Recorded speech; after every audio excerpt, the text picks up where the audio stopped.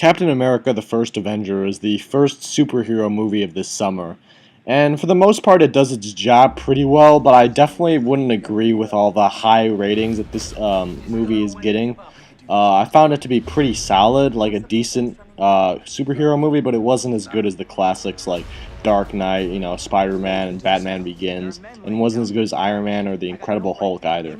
The film takes place in 1942, I believe, during World War II time in America, and the main protagonist in the movie is Steve Rogers, who's like a skinny anorexic guy who has no muscles at all and doesn't get any girls, doesn't talk to any girls, and he basically wants to enlist into the military because everyone wants to do it. He wants to fight for his country, and basically he gets accepted into this not like this scientist program, I suppose, and they realize that he really wants to do it. So he's like the first test subject of this like serum or something, like some sort of superhuman soldier project, I suppose. And he gets accepted into it, and he agrees to it, and he goes in like this little this huge canister thing, and then it has to do with like electricity and stuff, and then he becomes Captain America, all buff and like who Chris Evans is in the real world.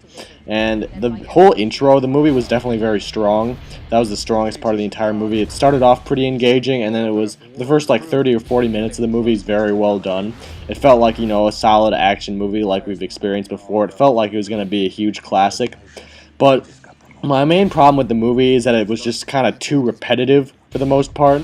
It felt like a good 45 minutes was just filler. The action scenes in this movie were definitely entertaining enough, but they weren't anything spectacular. The effects were pretty decent overall, but effects for me aren't exactly the biggest thing. And the main villain, who's like some Nazi scientist working for Hitler, who betrays some of Hitler's other soldiers, I suppose, or other high-ranking officials, who wants to take over the world for himself. I didn't think the antagonist was very good, because he didn't really have any real depth to him, I suppose. He's just like, oh, I want to take over the entire world, and I don't really understand how all the German army is under his command and not Hitler's. Doesn't really explain that at all.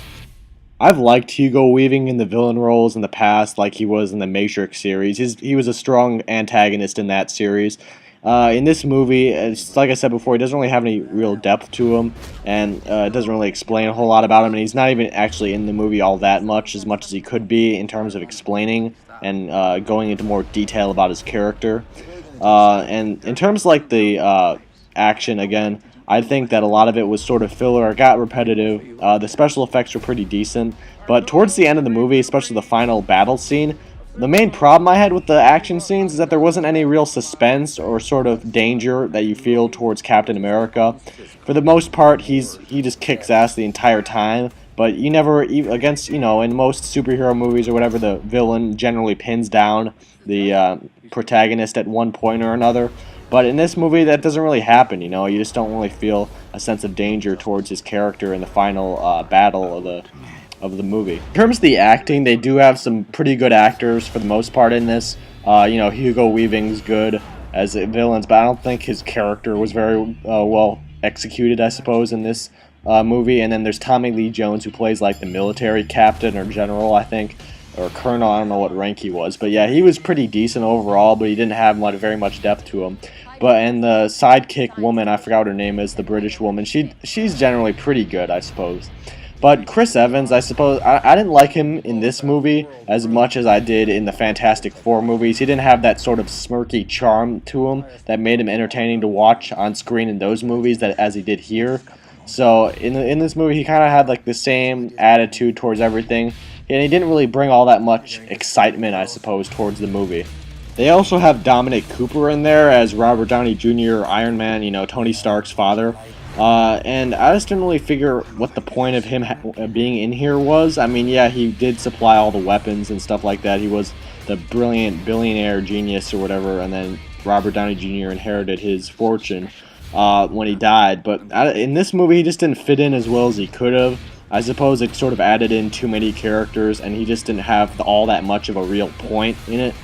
So I felt his character just was unnecessary in the grand scheme of things. The final real complaint I have towards this movie, which really bugged me, was the ending. And basically, we all know that the Avengers movie is coming out next summer, and that takes place in modern time.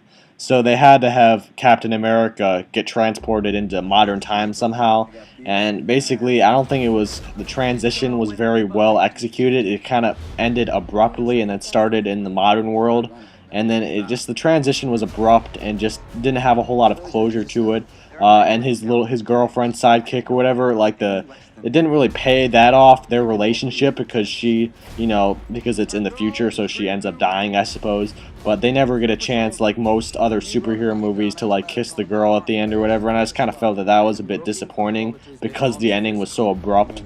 And I mean, it gets me excited for the Avengers movie, but the whole transition could have been a lot better executed. So overall, would I recommend that you go see this movie? Sure. If you're into Marvel Comics, then there's definitely a hell of a lot of stuff to enjoy here. And of course, if you're a big fan of Captain America, then yeah, you're gonna enjoy watching him kicking some ass on screen. But overall, I mean, the movie is decent. It is entertaining, and the introduction, the first 30 minutes or so, was well done and was well paced and executed. But the rest of the movie felt, a little bit repetitive and sort of stale in terms of the content, and there wasn't a whole lot of excitement at the end in terms of characters, and the ending, I suppose, just wasn't for me. It was abrupt and wasn't like all that satisfying. But yeah, I would say that this is a whole hell of a lot better time in this movie than I had with Transformers. So yeah, I would definitely go see this if you're a big fan of Marvel Comics or if you're a big fan of Captain America. Peace out, guys. Mr. Stark? I had some ideas about the uniform. You're gonna get so many girls. Captain, we are much alike. I don't know if I can do this. You won't be alone.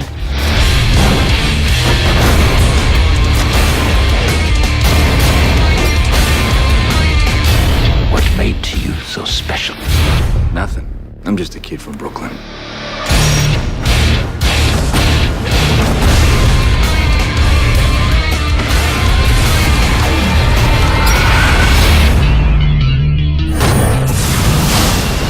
Hey! You're late. Nobody's perfect.